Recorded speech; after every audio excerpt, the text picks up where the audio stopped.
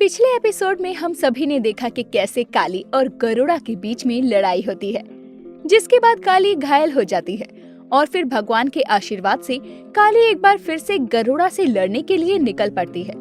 काली और सुंदरी दोनों एक साथ गरुड़ा की गुफा में जाते हैं और वहां जाकर जैसे ही सुंदरी गरुड़ा के सिंहासन पर हाथ लगाती है, तभी उसकी मृत्यु हो जाती है। ये सब देखकर काली को गुस्सा आता है, जिसके बाद काली अपनी जादुई तलवार से गरुड़ा के सिंहासन पर वार करके गरुड़ा को खत्म कर देती है। अब आगे। दोपहर के समय भाग्या घर में बैठकर सब्जियां काट रही थी। तभी उसे घर में किसी के दबे पांव आने की आहट सुनाई देती है, तो भाग्या खुद से कहती है, कौन है जो इतना धीरे धीरे घर में कदम रखत है? हमरे नालायक तो जब भी आते हैं अचानक ही धमक पड़ते हैं। कहीं दिन दहाड़े कोनो चोर तो नहीं? इतना कहकर भाग्या चाय बनाने वाला पतीला उठा लेती है और धीरे धीरे दरवाजे की तरफ बढ़ने लगती है। तभी उसका दरवाजा धीरे धीरे खुलता है और भाग्या ना आओ देखती है ना ताओ, और दरवाजा खुलते ही जोर से कहती है, जय बजरंगबली। अरे जीजी मार डाला रे, चूना लगा के। सामने अपने दूर के भाई कल्लू को देखकर भाग्या के हाथों से हैरानी के चलते चाय का पतीला छूटकर उसके खुद के पैरों पर ही गिर जाता है। लग गई रे, हाय हमरा पैर। कारे कल्लू, तू यहाँ कैसे? वैसे जीजी तुम जो स्वागत की हो उसके बाद बताने का तो जी नहीं कर रहा, पर बता देंगे। पहले थोड़ा सर का दर्द तो कम हो, चूना लगा के। माफ कर दे कल्लू, हमको लगा कि दिन दहाड़े कोनो चोर होगा, तो बस अपने बचाव खातिर वार कर दिए। आओ आओ बैठो। कल्लू बैठता है और मध्यम सी मुस्कान लिए मुस्कुराता है। कल्लू 30 साल का 420 आदमी था, जो पैसा कमाने के लिए नई नई तिगड़म लगाया करता था। किशनगढ़ तो क्या, आसपास के गांव के लोग भी उसे जानते थे। इस बार वो बहुत दिनों बाद दिवाली के समय गांव आया हुआ था। दुर्गा घर की सफाई कर रही होती है। तभी अचानक उसकी कमर में दर्द होना शुरू होता है। वो अपनी कमर को पकड़ लेती है। अचानक कमर में दर्द शुरू हो गया, बाम लगा लेती हूँ, पूरे घर की सफाई तो करनी ही है। काली तैयार होने के लिए शीशे के सामने आती है तो दुर्गा को अपनी कमर को पकड़े देखती है। माँ क्या हुआ, आप ठीक तो है ना? हाँ काली, मैं ठीक हूँ। इस बुढ़ापे के कारण कमर जवाब दे रही है मेरी। अब आराम करने की उम्र में इतना काम करोगी तो कमर में तो दर्द होगा ही ना। आपसे खाली भी कहाँ बैठा जाता है। अरे त्योहार का समय है, कल धनतेरस है और घर का कितना काम बिखरा पड़ा है, सफाई तो करनी ही पड़ेगी ना। तू चिंता मत कर, मैं बाम लगा लेती हूँ, कुछ ही देर में कमर दर्द ठीक हो जाएगा। माँ भी ना मेरी एक बात नहीं सुनती हो। आप आराम से बैठो, घर की सफाई हो जाएगी। अच्छा वो कैसे? वो ऐसे माँ। काली मुस्कुराते हुए अपने हाथों को उठाकर एक रोशनी निकालती है, जिससे सारे घर की चीजें अपनी अपनी जगह पर चली जाती हैं और काली चुटकी बजाती है और घर के सभी काम जैसे झाड़ू, पोछा, बर्तन और कपड़े अपने आप होने लगते हैं। कुछ ही देर में पूरा घर चमचमाने लगता है। सूरज की पहली किरण के साथ किशनगढ़ की गाड़ी अपनी दैनिक कार्यों की पटरी पर आ चुकी थी, लेकिन आज की सुबह में बड़ी चहल पहल और शोरगुल था, क्योंकि आज धनतेरस का दिन जो था। काली भी रोज की तरह तैयार होकर दुर्गा के साथ मंदिर जाकर पूजा करती है और फिर स्कूल की तरफ निकल जाती है। तभी उसके सामने नील, नितिन, मुकेश आते हैं और काली को रोकते हैं। अरे काली, लुको तो तई, तुम इतनी जल्दी में स्कूल क्यों डाल रही हो? जल्दी नहीं तो क्या कछुए की चाल से स्कूल जाऊँ? अरे मैंने ऐसा तो नहीं था। हाँ तो कहना क्या चाहते हो? अब तुम क्या बोलने लगे, समझ नहीं आ रहा। अरे ताली, ये बोल रहे थी दिवाली आने वाली है, तो तुलती तुत्ती नहीं पली था। नितिन, आज धनतेरस है और दिवाली परसों है, इसलिए आज स्कूल में बच्चों के बीच रंगोली और दिया बनाने की प्रतियोगिता है। कोई छुट्टी नहीं है। और कुछ पूछना है क्या मैं जाऊँ? गाऊं? क्या गाऊं काली? वैसे तुम्हें कैसे पता कि मुझे गाने का बहुत शौक है? अच्छा बताओ कौन सा गाना गाऊं? अली दाऊ नहीं, दाऊ दाऊ बोला है ताली ने।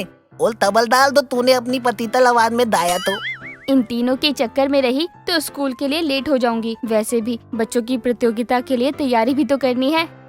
काली खुद से बातें कर ही रही थी कि तभी वहाँ पर हर्ष अपनी एक कार लिए आता है और काली को नील, नितिन, मुकेश के पास देखकर हर्ष अपनी गाड़ी रोकता है और काली के पास आता है। काली, तुम अभी तक यहाँ हो? तुमने स्कूल से छुट्टी ली है क्या? नहीं, मैं तो बस जा ही रही थी, पर क्या करूँ, रास्ते में अटक गई बस। अच्छा, मैं भी उसी तरफ जा रहा हूँ। चलो मैं तुम्हें छोड़ देता हूँ। हाँ, चलो जल्दी चलो। काली हर्ष की कार में फटाफट बैठकर वहाँ से निकल जाती है। काली को ऐसे जाते देखकर नितिन को अजीब लगता है। तात मेरे पास भी दाली होती तो मैं भी ताली तो अपनी दाली में दुमाता। साड़ी होती? तुझे साड़ी क्यों चाहिए पगले? अरे चाहिए तो अम्मा से मांग ले, उनके पास 3-4 साड़ी तो होंगी ही। दाली थी तो लो, मेरे पास तो दाली थी भी तमी है, वरना एक तो मैं बिना मांदे दे देता।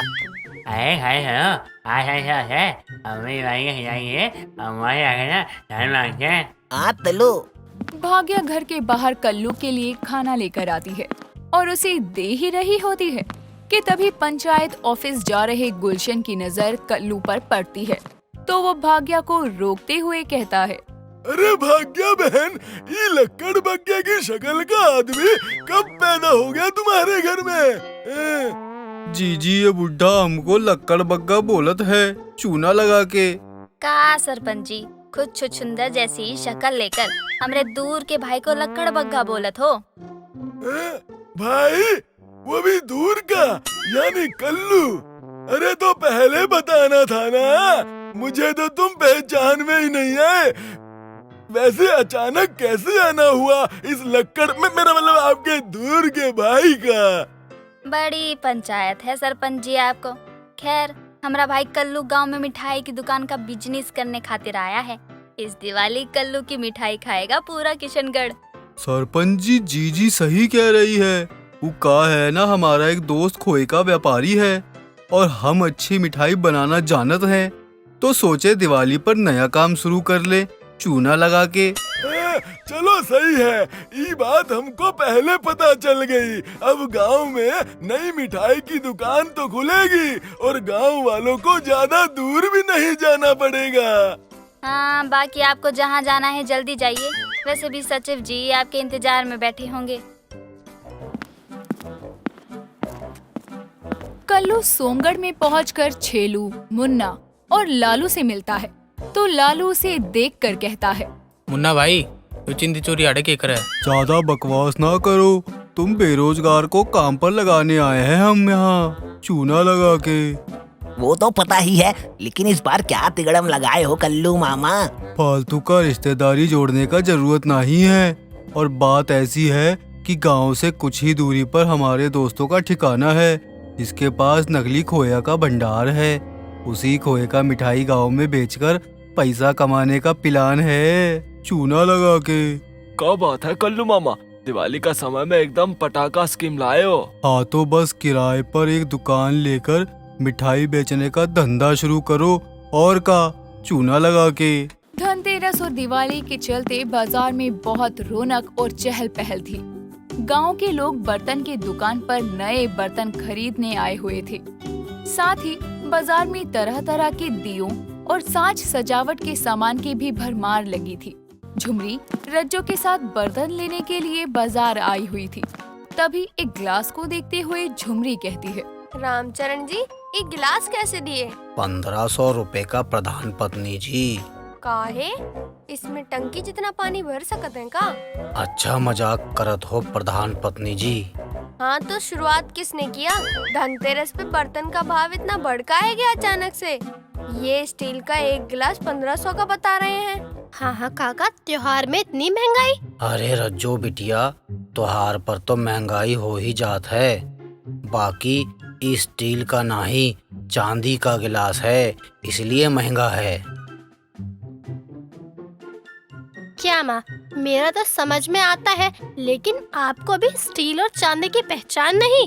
अब क्या कहे, सब एक जैसे ही दिखत है बिटिया, हमको पहचान नहीं आया। रामचरण जी, स्टील का बर्तन दिखाइए, धनतेरस है, हमारी बिटिया का शादी नहीं जो दहेज के लिए चांदी का बर्तन खरीदे। दुकानदार उन्हें स्टील के बर्तन दिखाने लगता है। नितिन अपने मामा कल्लू की दुकान पर बैठा मिठाइयों को निहार रहा था। वो उस मिठाई को निहारते हुए खुद से बोलता है, ये मिठाई देखने में कितनी स्वादिष्ट लग रही है। मन तो तल रहा है कि ये ताली मिठाई हमें अकेले ही तादा हूँ। उसी समय वहाँ पर पीहू आ जाती है और शीशी में बंद बेसन के लड्डू को देखकर वो खुद से कहती है, बेसन के लड्डू, ये तो मेरी मनपसंद है। मन कर रहा है सारे लड्डू एक साथ खा जाऊं, पर मेरे पास तो इतने पैसे भी नहीं हैं। अरे वाह, लगता है भगवान मेरे साथ है, तभी तो उन्होंने मेरे पॉकेट में 10 रुपए का नोट जादू से रख दिया। ये सारे ना सही, मैं एक लड्डू तो खा ही सकती हूँ ना।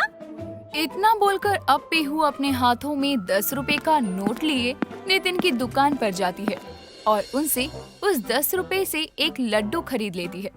और जैसे ही वो उस लड्डू को खाने वाली होती है, वैसे ही नितिन उसका हाथ पकड़ लेता है और उसको लड्डू खाने से रोकते हुए कहता है, अरे पीयू, तुम इस मिठाई तो क्यों खा रही हो? क्योंकि मैंने इसे देखने के लिए नहीं खरीदा है, खाने के लिए खरीदा है नितिन भैया। अरे इतनी तमत तो मुझे भी है पीयू। हाँ तो फिर क्यों पूछ रहे हो? हाथ छोड़ो ना मेरा, मुझे लड्डू खाने दो ना नितिन भैया। नहीं दे तो तुम यहाँ पे दूल दातल मिठाई ताओ, क्योंकि वैसे ही मिठाइयों तो देतल मेरे मुंह में पानी आ रहा है, और तुम मेरे सामने ताव दी तो मुझे और लालच आ जाएगा।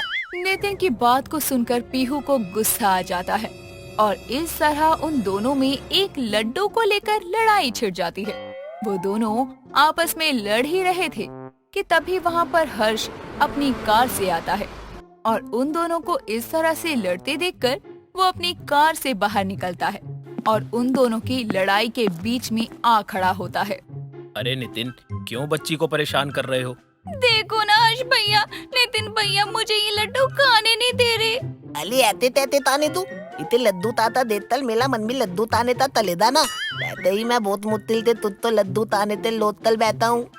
नितिन ये सब बोल ही रहा था कि तभी पीछे से उसके सर पर एक जोरदार थप्पड़ आता है। तो ने दो मेले तो इतले तंताप मार लेती दलुलत तल्ला है भाई। कौन नहीं, हम हैं तुम्हारी अम्मा। अरे ई का ग्राहक आया है और तुम उसकी सेवा करने की बजाय उल्टा उससे लड़ रहे हो। कल तू जरा दुकान से कहा गया, तुम दुकान ही नहीं संभाल सकते। हटो यहाँ से, हम खुद देख लेंगे अपने भाई की दुकान। बिटिया, हम तुमका सॉरी बोलत हैं। अरे भाग्या आंटी, आप कब तक अपने सपूतों की वजह से हर किसी से माफी मांगोगी? अब का करे सहरी बाबू, खैर छोड़ो, आप बताओ आपका क्या चाहिए? वैसे तो मुझे कुछ नहीं चाहिए, लेकिन दुकान पर आया हूँ तो सोच रहा हूँ स्कूल के बच्चों के लिए कुछ मिठाइयाँ खरीद लेता हूँ। दिवाली में मेरी तरफ से बच्चों को मिठाई बांटना तो बनता है ना। ये बेसन के लड्डू ही 5 से 7 किलो पैक कर दो। देखना ना भूलिए काली द वुमेन वॉरियर सीजन 2 के चटपटे और मजेदार एपिसोड सिर्फ और सिर्फ हमारे चैनल पर। और साथ ही साथ हमारे चैनल को लाइक, शेयर और सब्सक्राइब करना बिल्कुल ना भूलें।